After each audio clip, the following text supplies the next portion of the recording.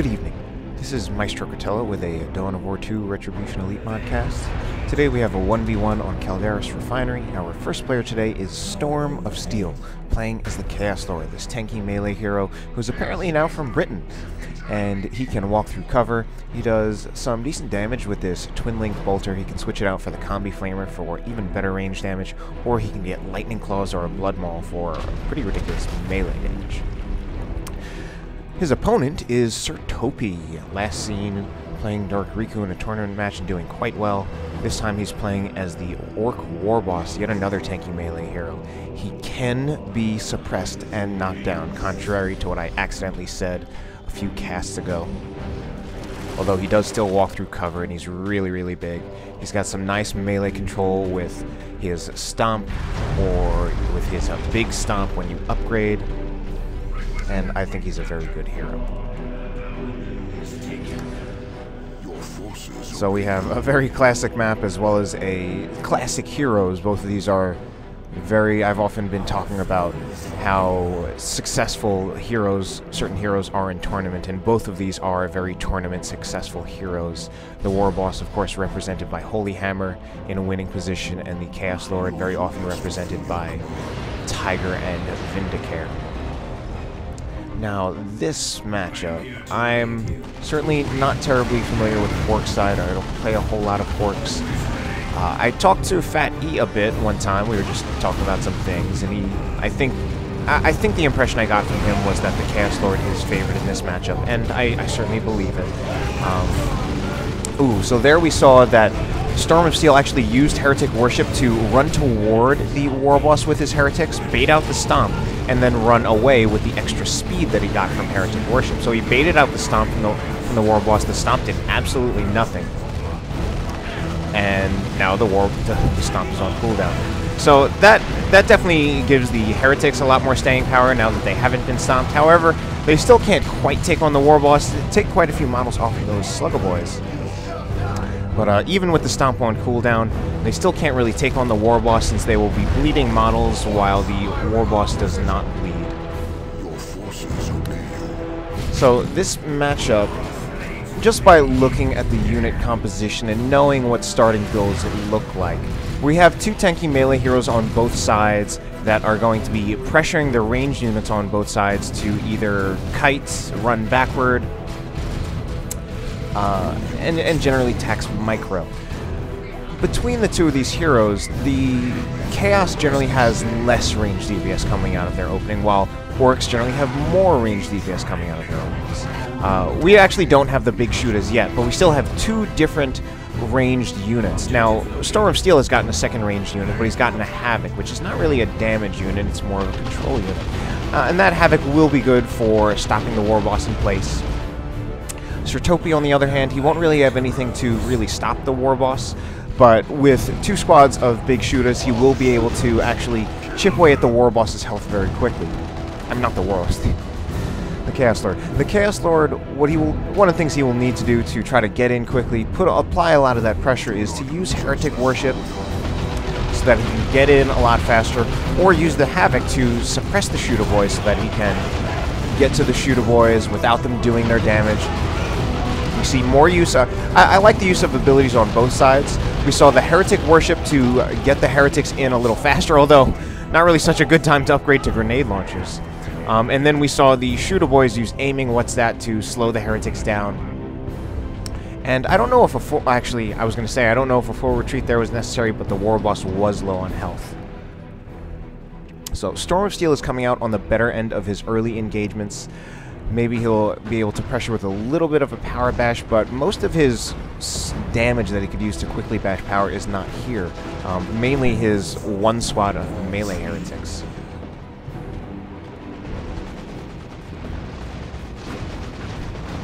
So not as much range damage coming out of Chaos, but we do have this control with the Havoc. And it's going to be, he's really going to need this Havoc, because really there are only two things that can really take on the Warboss for Storm of Steel at the moment, and those are the Havocs and the Chaos Lord. Now the Chaos Lord would probably be better off having that effect of a tanky melee hero on the rest of Sir Topi's units. We see upgrades on both sides. The Warboss right here has the Bang Bang Hammer, or the Gang Bang Hammer, as I often like to call it. Gives him quite a damage increase, as well as giving him a wall-like effect with each swing, where he increases damage as well as even speed on allied units that are close to him whenever he hits in melee. One of the good things about that is, aside from the buffing effect, is that in a one-on-one fight with the Chaos Lord, it should give him a slight edge, because the Chaos Lord is still doing... his melee damage is still very poor. It is unupgraded at the moment. He did upgrade to the Combi Flamer, but that's a ranged weapon. His melee damage stays exactly the same with that. It does, however, give him a much better range damage. Very, very good range damage. If anything, I would almost say that the Combi Flamer makes him, like... It does make him one of the best ranged heroes in the game. I was tempted to say the best, but that might not be quite fair. Of course, the Tech Marine does a bit more damage, so does the Commando Knob. And they do have quite a few other things, and the Tech Marine is much more versatile as a ranged hero, but still, we're getting a lot of ranged functionality out of a tanky melee hero right here with the Combi Flamer. The Warboss can actually do something similar if he does choose to get the Enhanced Custom Shooter, but he has not chosen to do that. And of course, part of the reason you see that Storm of Steel has gone for a ranged upgrade, whereas Sir Topi has gone for a melee upgrade, I think is that in part because the Chaos Lord doesn't have any actual melee upgrades in Tier 1, whereas the Warboss does. So, Sir Topi heading to Tier 2. Storm of Steel is floating Requisition, and it looks like he kind of put power down late. So, I think he's behind in tech because of that. Put his power down late, and so what that happened, that gave him an excess of Requisition but not enough power. With this surplus of Requisition, I actually think he could do something like put a Heretic Squad out, another Heretic Squad out on the field, and I think that could potentially be very effective. I'm actually now a fan of 3 Heretic builds for Chaos in 1v1, and it's interesting because there was a time when I was not comfortable doing that, and now I can't even really imagine. I don't even like to do anything else.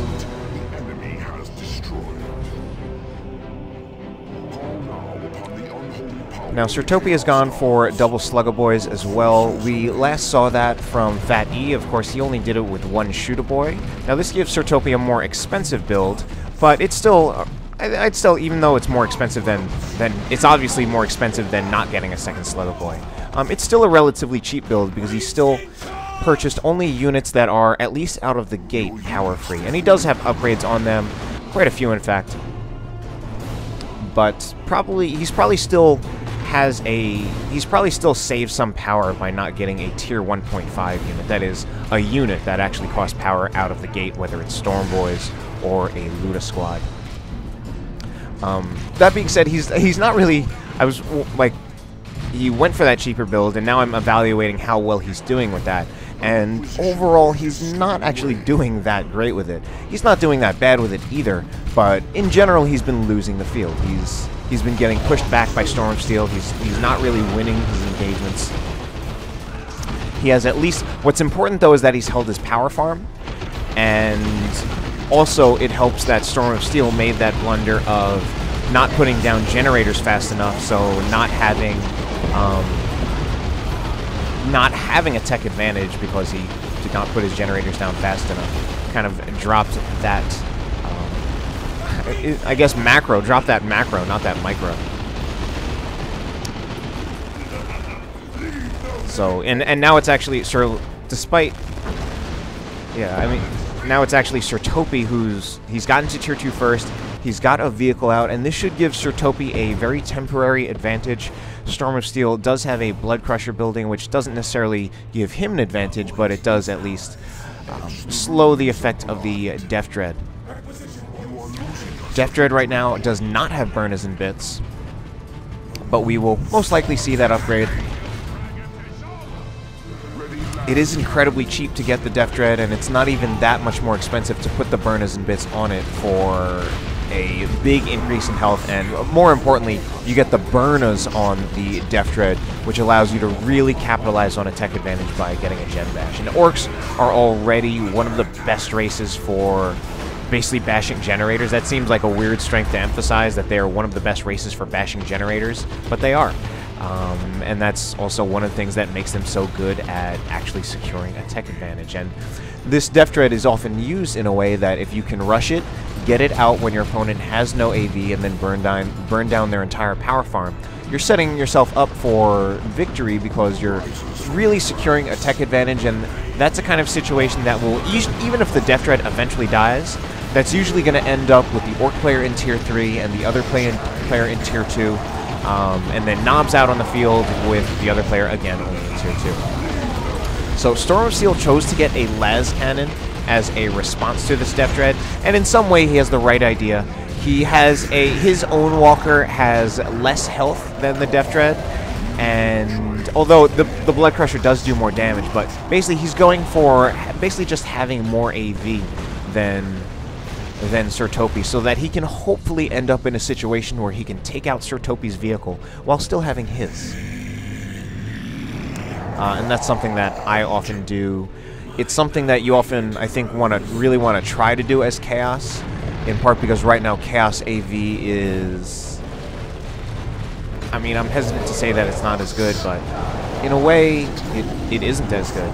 I'd say the big thing is that they struggle a lot more now with the transition to Tier 2, because they won't be able to readily have more sources of AV, and they're also more likely to be in a situation where if they lose a unit, they might be losing their only source of AV, and then they're back to having no AV whatsoever. So, like if Storm of Steel loses this Havoc, he could be in really, really big trouble, because he'll lose that source of AV, and it would actually be quite a bit easier for Sir Topi to get another source of AV in the form of maybe switching that Bang Bang Hammer to the Power Claw. Now, we have full upgrades on Commanders, a very nice Lift the Galaxy burn, and now that Sir Topi knows that Storm of Steel has Armor of the Inferno, he should focus more on splitting his units there. He had all three of his squads bunched together, so all three of them got hit. If he only has one of them if he has them split apart, he might only get one of them hit, and then he doesn't need to back off as much, doesn't lose as much field presence. And he knows that now that it's happened to him, another way to actually preempt that is to actually look at your opponent's commander and see what upgrades they have. I do that personally, and I'm sure a lot of other very good players do that, but certainly if you don't, now you know that you should. Check your opponent's commander to see what upgrades they have. I wanted to comment on the rest of the upgrades on the Chaos Lord. He's still sticking with the Combi Flamer, which is not a bad idea, although he doesn't have as many levels out of that I feel like he should have, or that would be really nice. The Chaos Lord should really actually get a lot of levels out of using the Combi Flamer, bleeding a lot of the Orc models, and then that'll increase both his range damage as well as even his melee damage, which makes him keeps his viability in melee, even with the Combi Flamer. Bloodletters need to move. Havoc's in a really bad position right now. I think this actually could be a wipe on the Havocs, and we're going to see a wipe on these Grenade Launcher Heretics. I think there go the Havocs and the Grenade Launcher Heretics, so some very sad losses for Storm of Steel. So now he is in a very, very tough position, in part because Sir Topi has chosen to get this War Truck, which in a lot of ways I think is a very good choice. Now, what I think is a good choice about that is not so much the usual reason for getting a War Truck, which is the synergy it has with squads, the field presence you get by being able to reinforce all these Shooter Boys and Slugger Boys, as well as being able to transport them quickly around the map. But the fact that now we have a second vehicle out on the field, a second vehicle for Sir Topi, so that puts Storm of Steel in a very, very tough position where he already has only one vehicle. He already had only one vehicle, and that his one vehicle is also his only source of AV at the moment after having lost his Havoc. And he wasn't even able to deal with the Death Dread sufficiently, in part because he gave up the suppression on his Havoc, and that made it a lot easier for the Warboss, as well as the Sluggers, to just charge straight in on the Havoc. And I also think that what's really smart to go along with that is that Sir Topi chose to get that reinforced plating, because again, that really makes it really just exacerbates that challenge of now Stormsteel has to deal with 2 vehicles, because this war truck is now pretty sturdy with actually 550 hit points instead of 350. So what Storm of Steel is doing, which is in some ways a good idea, is that he's gone for this Dreadnought and now he's getting the Mark of Tzeentch missile launcher. This is one of the hardest sources of AV you can get in Tier 2. It does more damage than most other Tier 2 AV options, most AV options in the game, to be honest. It has long range and it's on a vehicle platform as well. Now, one of the challenges of trying to use that Mark of Tzeentch missile launcher Dreadnought is that Storm of Steel is really putting a lot in this one squad. Unfortunately, I think he's going to lose his Bloodletters right here that he just had for a little while. Loses Bloodletters, which I didn't even think were that great of a purchase in the first place. But this Mark of Tzeentch missile launcher is very, very powerful. Certainly has enough damage to take out either the Death Dread or the War Chuck. It's just that right now Storm of Steel is putting everything into this one vehicle. I mean, technically his Blood Crusher can damage vehicles as well.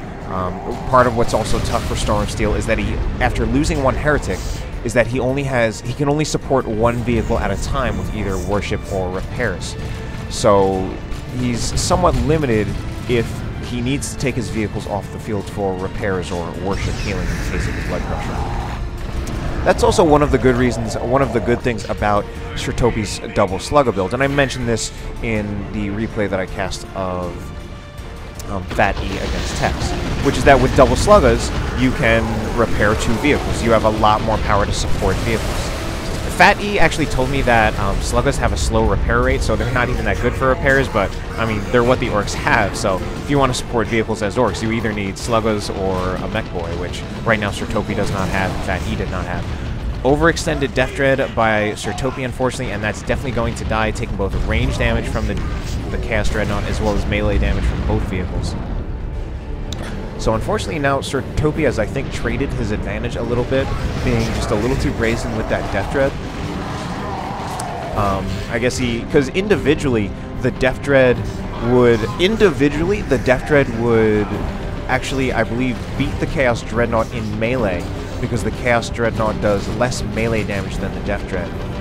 The Blood Crusher, I'm not sure. Obviously the Blood Crusher has less health, but the Blood Crusher does more damage than the Death Dread.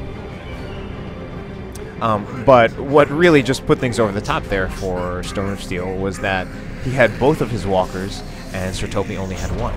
And now it's actually Sir Topi in the position, in the slightly awkward position, at least until this Nob squad comes out on the field, where he has no AV whatsoever against 2 vehicles.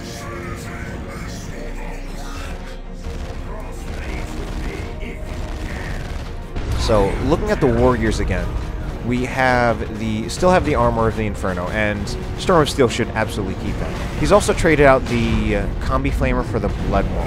And I'm actually somewhat surprised to see him do that. He may actually be doing that in anticipation of Knobs, since the Blood Maul does, of course, have that Sweeping Doom ability. We saw it right there. It disrupts, a huge disruption, as well as stuns, and that could potentially be very useful against the Knobs. He's also gotten the Icon of Khorne, which returns 1% of the Chaos Lord's health with each swing of his melee weapon. Synergizes better with the Lightning Claws, because those attack much faster than the Blood Maul. And it may have actually been a better choice to just get the Lightning.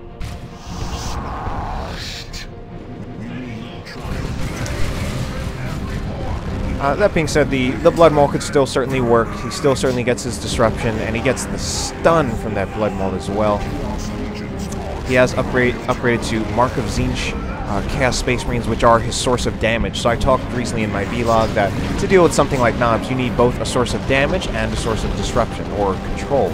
In this case, we have the Blood Maul as a way of controlling the Knobs, and we have the Tzeentch Marines as a way of doing damage. So right here, we have disruption against the Knobs. Unfortunately, he only disrupted one of the Knobs. Now, Sir Topi, Storm of Steel needs to be very careful. His Knobs are surrounded. Unfortunately, I think that Chaos Lord should not have retreated. he should have used Kill the Weak on the knobs. That's his second source of disruption. He will probably lose. He's not going to lose the Chaos Dreadnought, I guess, but he definitely will use the Blood Crusher. The Blood Crusher, oh no. And I think also a mistake there, the Blood Crusher should have used that charge much earlier to disrupt the knobs as a way of saving the Dreadnought. So now he lost the Blood Crusher, and he's going to lose the Dreadnought. So, and those are all things that I said that, I mean, when you have knobs just surrounding your walkers, you could just be panicking. Unfortunately, there were definitely better choices that Storm of Steel could have made right there. Again, if he had kept the Chaos Lord there in there long enough to use Kill the Weak, of course, his starting disruption tool, which still works against knobs in the late game. Sweeping Doom was obviously on cooldown, but then he also had the charge from the Blood Crusher, which he could have used to disrupt the knobs as a way of saving both the Blood Crusher and the Dreadnought. So both players in Tier 3, of course. We've already seen the knobs, so that's how we know that Sir Topi is in Tier 3. I wanted to comment, he's gotten the spiky armor.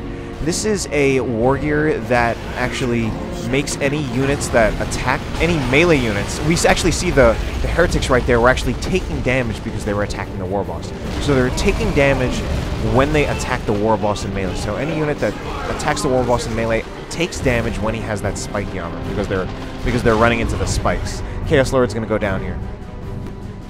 And that's a war gear that can definitely be very effective against something like heretics.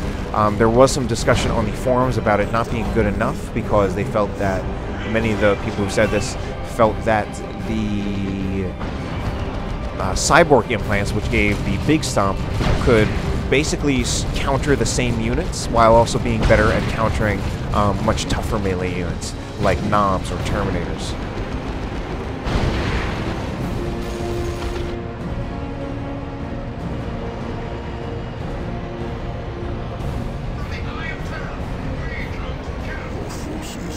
So, Storm of Steel has chosen to get a Chaos Predator, which it's often hard to go wrong with a Predator. A Predator is an extremely versatile unit. Tanks in general are extremely versatile, and Predators are in many ways on the top and on the higher end of those. The Space Marine Predator, of course, with the las cannon, has by far the best AV damage for a tank. Well, both the Space Marine and the Chaos Predator with las cannons have by far the best anti-vehicle damage you're going to get out of a tank, which generally gives them an edge over many other tanks. The Space Marine Predator, of course, does have the advantage over the Chaos Predator of being able to get that extra armor. Now, although a Predator is often just a very good choice, it can kite the knobs, and there was actually some discussion, again, on a video, saying that, oh, a Predator doesn't do much damage, and there's some truth to that, and as well as some not truth, and there's an argument, some people saying it does do a lot of damage, and some people saying it doesn't. The Predator tanks, the Predator is an interesting unit. We'll stick to the Predator right now instead of trying to talk to tanks in general. So, we have about 20 DPS piercing coming out of each of the bolters on the sponsons, and then the autocannon actually does only about 30 DPS explosive. And it seems like it does more than that, but that's because the Predator with its battle cannon, or its autocannon rather, is doing burst damage.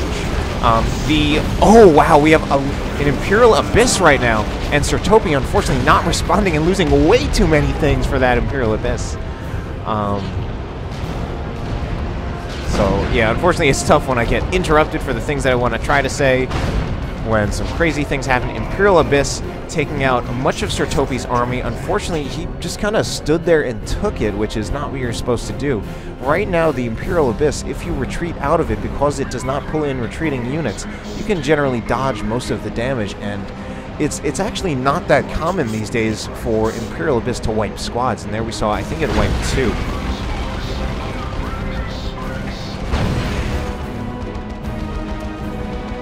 Alright, so I was trying to talk about the Predator. It's doing about 20 DPS with each of these sponson bolters, which is not bad, so if you combine them, that's about 40 DPS, which is what you're getting out of a vanilla CSM or TAC squad. And then you're actually throwing on the autocannon on top, which does, again, it's actually 32 DPS explosive. But the Predator autocannon, it does more burst damage than DPS, because if we notice, the rate of fire on that autocannon is not high, but it's doing very good damage with each individual shot.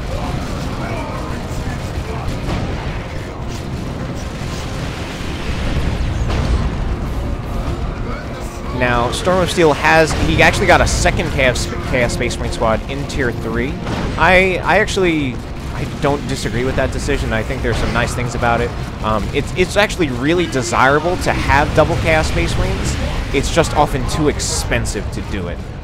When in the course of the game, you generally need a lot of other things. We have some tank busters that are using WA to catch up to this Predator, and they do catch up, and they actually take it out. Unfortunately, Storm of Steel, with how much health he had left on that Predator, he really should have just backed it up into base, really taken it off the field entirely, so that it could eventually get repairs from a new Heretic squad that he should have bought. He's also taking a few too many losses. Ooh, bleeding 4 Chaos Space Marine models from his Chaos Space Marines, which one of the things I wanted to comment on is that it's really nice to have all those Chaos Space Marines, because those are some of the best sources of damage that he's going to get against these knobs, but right now he lacks a source of control, or he doesn't really have enough. He only has the Chaos Lord, and the problem with the Chaos Lord as a source of control is that it generally only works if the knobs go to the Chaos Lord, which in general they will try not to do.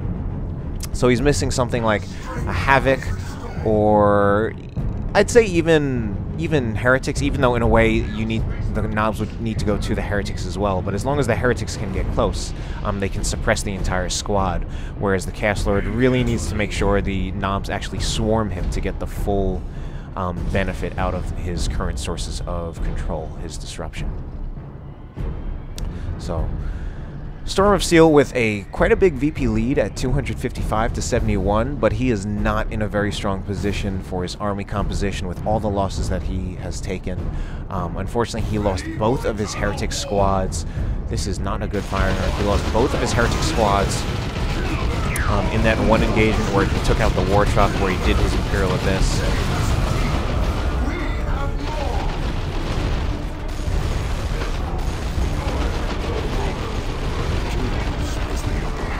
And we now have a double Havoc build, and I mean, he's getting things to control the Havocs, and he might be thinking that he's getting pushed back too much by these knobs. But I'm concerned with the fact that knobs can break the suppression with Frenzy. Sir Topi, he also has his Warboss, which does have the Angry Bits charge. He can disrupt the suppression teams even with the tank busters. So he's got a lot that he can use. Sir Topi also in a position where he could buy a new unit. He could buy a second Knob squad. For all I know, he could get a looted tank, which could put Storm of Steel, which would also be very, very bad for Storm of Steel and very good for Sir Topi. That's what he's going for. Because the looted tank puts Storm of Steel in a position where he currently has no AV. He's not doing that well on resources, and he either needs to try to get one entirely new unit out on the field, or he's gonna be pressured into putting an upgrade on one of his Havocs and giving up the suppression, giving up some of his control. And he really needs to control now both the Warboss and the knobs.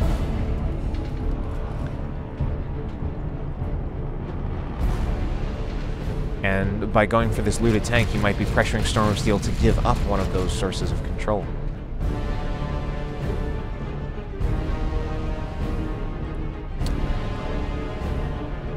Now, at this point, one of the things maybe Storm of Steel might want to consider is going for Chaos Terminators, because he needs something.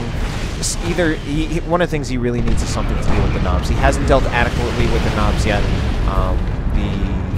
They're now getting levels. They're level 3. Chaos Terminators with Lightning Claws might be able to do it, especially with some of the added disruption from the Chaos Lord. And that will also make it a little easier for Storm of Steel to give up the suppression on one of his Havocs to get the AV he needs to deal with this little tank.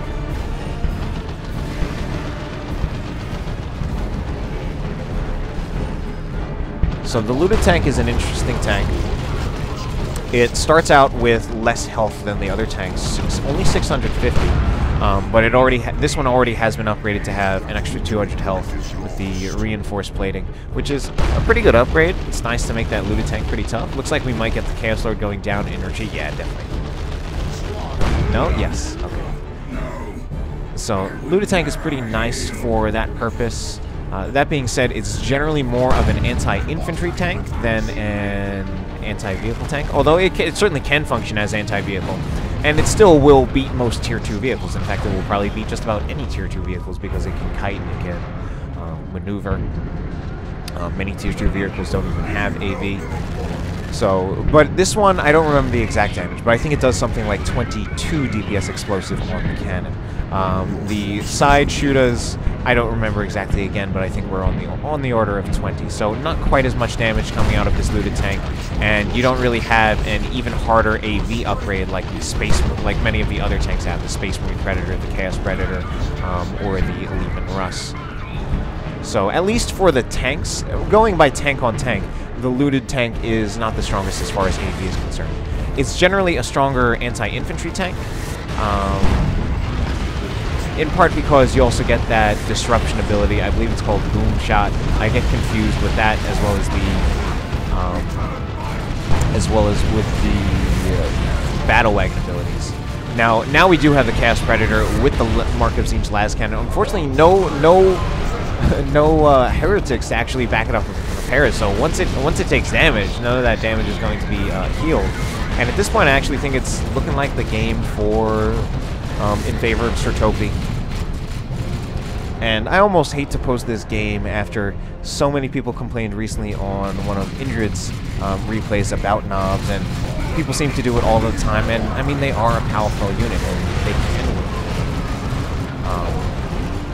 But I personally don't believe that they're unbeatable. But you do need to deal with them.